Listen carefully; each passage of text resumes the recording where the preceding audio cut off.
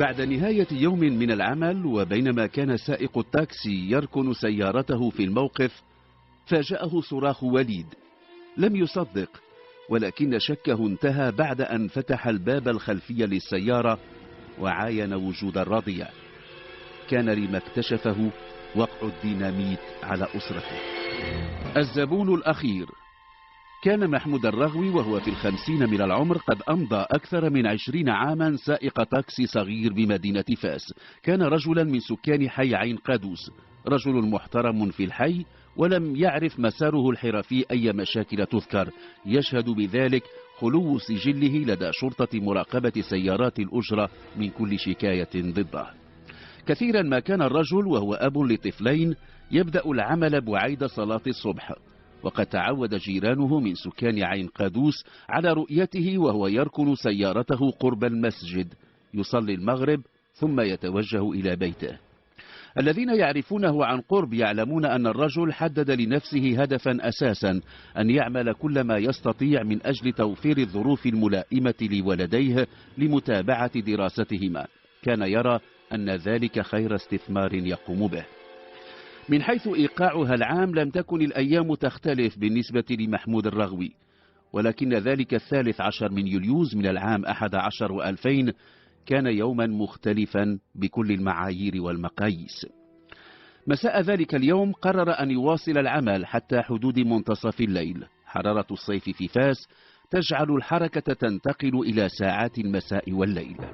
في حدود 22:30 ليلا كان يمر بحي أطلس يقل زبونا، ثم فجأة في مكان الإنارة العمومية به خافتة جدا لوحت له امرأة كانت تحمل في يدها حقيبة. سأل زبونه إن كان لا يمانع في إركاب المرأة، ولما لم يعترض الرجل إذ كان قريبا من وجهته توقف محمود. ركبت المرأة وأدخلت معها إلى المقصورة ما بدا له حقيبة. قالت إنها تريد إلى محطة القطار في دارد بيبغ. بعد نحو 100 متر طلب الزبون من سائق التاكسي أن ينزله. دفع له أجرته ثم انطلقت السيارة في اتجاه محطة القطار. لاحظ محمود وهو يقترب من المحطة ازدحاما. تقدم ببطء، ثم لما كان بمحاذاة باب المحطة دفعت له المرأة أجرته ونزلت مسرعة ثم ذابت في الزحام. كانت الساعة تقترب من 11 ليلا. فكر محمود في العودة إلى البيت، ولما كان يركن سيارته في الموقف عند الحارس الليلي سمع صراخ طفل يأتي من الكرسي الخلفي للسيارة. نزل وفتح الباب الخلفي. على الأرضية وراء كرسي السائق اكتشف تلك الحقيبة التي لمحها بيد المرأة لما استوقفته في حي أطلس. كان في الحقيبة رضيع. لما نظر إليه قدر أن يكون ولد في يومه ذاك وعلى أبعد تقدير قبل يومين. وقف محمود حائرا، ما الذي سيفعله؟ هل سيتوجه بالرضيع إلى مركز الشرطة؟ إذا فعل فقد يمضي ما بقي من الليل وحتى الصباح بين سين وجيم.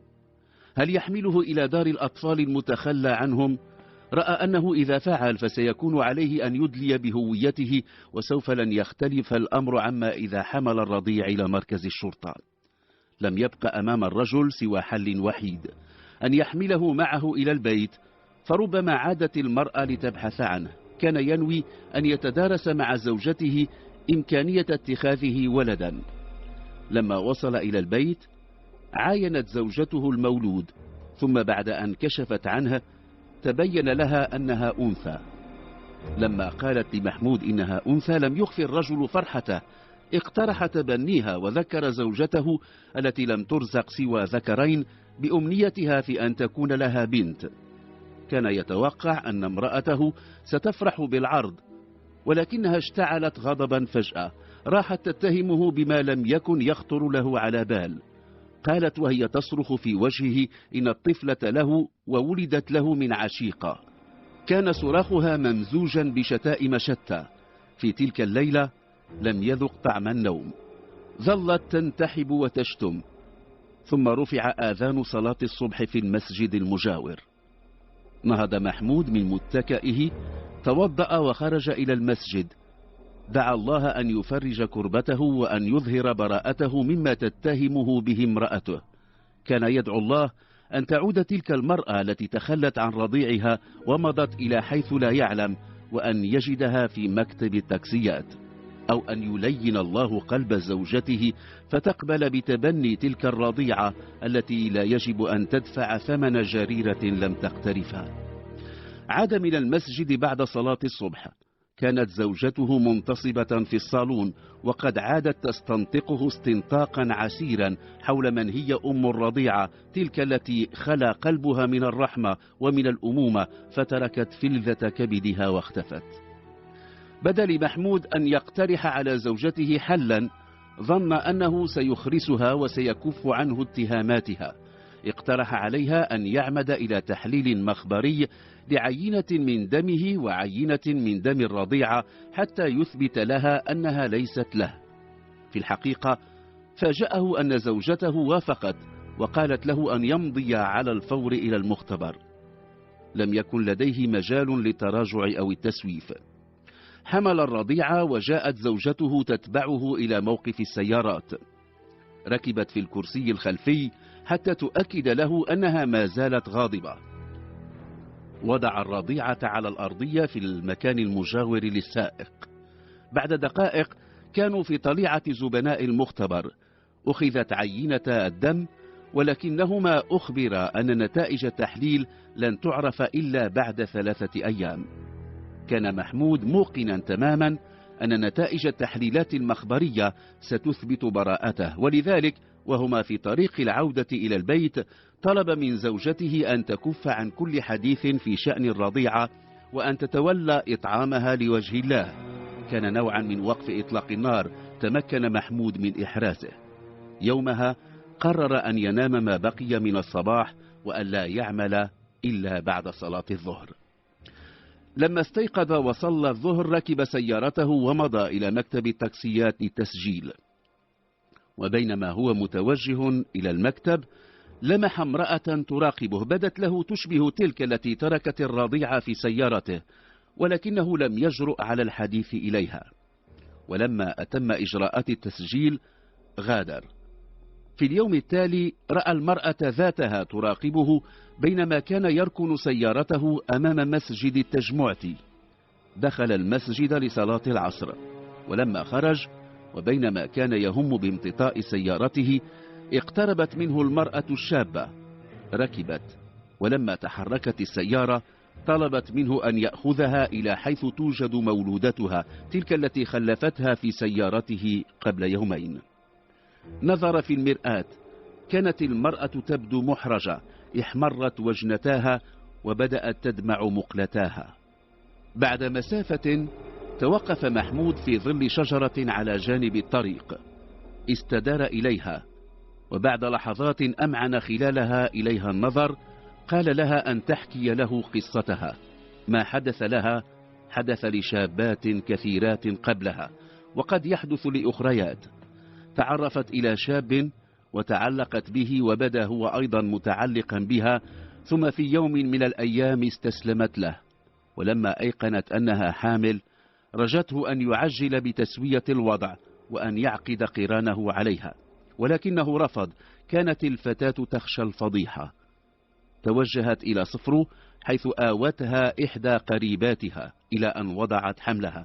قالت له إنها وضعت يوما قبل أن تتخلى عن وليدتها في سيارته. كانت تريد أن تغادر بعيدا عن فاس وعن كل الوجوه التي تعرفها. كان محمود يصغي إليها في صمت. كان يعلم أن نتيجة التحليلات المخبرية ستظهر في الغد، ولذلك لم يكن يرغب في تسليم الرضيعة إلى أمها قبل أن يثبت لزوجته أنه بريء. طلب من المرأة الشابة وقد علم أن اسمها فريدة أن تعود إليه بعد 3 أيام. طمأنها بأن الرضيعة في بيته وأنها تحظى بالعناية اللازمة. رفضت فريدة أن تدله على مكان إقامتها، وسلمته رقم هاتفها وتواعد على اللقاء بعد 3 أيام. في الغد توجه محمود إلى مركز التحليلات الطبية. أبلغ بأن الرضيعة ليست من صلبه. كان الصيدلي قد علم بقصته، وحتى يؤكد له أن نتائج التحليلات جازمة قاطعة أضاف له بأنه في كل الأحوال لا يمكن أن ينجب لأنه عقيم. لم يستوعب محمود ما قاله الصيدلي. هل يعقل أن يكون عقيما وله ولدان؟ أحس بدوار وصداع شديد، ثم وقع على الأرض مغشيا عليه. لما أفاق أكد له الصيدلي أنه موقن من صحة نتيجة التحليل. اقترح عليه تحليلا مضادا. مساء ذلك اليوم كانت النتيجة تؤكد أنه عقيم. اقتنع محمود بأن وراء الأمر خيانة، وأن زوجته تتخذ خليلا، وأنها حملت منه ونسبت إليه الولدين. في تلك الليلة سيناريوهات كثيرة دارت في ذهنه. فكر أولا في قتلها وقتل الولدين ثم الانتحار، ولكنه تراجع. استقر رأيه في الأخير على أن يختفي فجأة وأن لا يترك دليلا يقود إليه. اتصل بفريدة وحدد لها موعدا للقاء في مقهى معروف. لم تكن المرأة التائهة الحائرة تتوقع أن يخطبها ويعرض عليها اتخاذ رضيعتها ابنة له. لم يكن يريد النبش في من يكون عشيق زوجته الخائنة. كان يريد الرحيل بعد يومين، وبينما كانت زوجته في السوق جمع أغراضه ووثائقه وحمل الرضيعة، وترك رسالة للزوجة الخائنة ونسخة من نتائج التحليلات واختفى. توجه إلى منزل أسرة فريدة حيث أتم إجراءات الزواج واتخذ الرضيعة بنتا له. بعد 8 أشهر وكان قد استقر في قرية بالقرب من القصر الصغير، تم استدعاؤه إلى مقر الدرك. كانت زوجته تبحث عنه. رد بأنه يرفض رفضا باتا أن تعلم بمقر سكناه، وبذلك أغلق ملف مذكرة البحث، بالإشارة إلى أن المعني بالأمر يرفض كشف عنوانه ومكان وجوده.